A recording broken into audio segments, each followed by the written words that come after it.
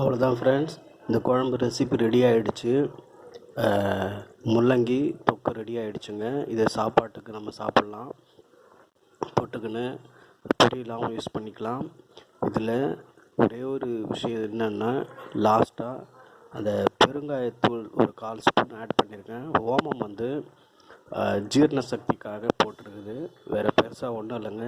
Easy recipe. இதை நம்ம செய்கிறதுக்கு நீங்களும் ட்ரை பண்ணுங்கள். உங்கள் வீட்டில் அட்டகாசமான இது டேஸ்ட்டுக்கு வந்துடுச்சுங்க.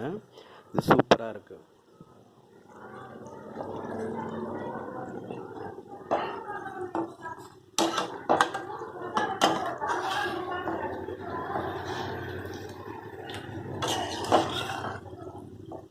நல்லா வெந்துடுச்சு.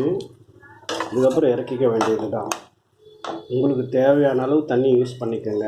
எனக்கு இந்த கன்சிஸ்டன்சியில் இருக்கிற தண்ணி போதும்.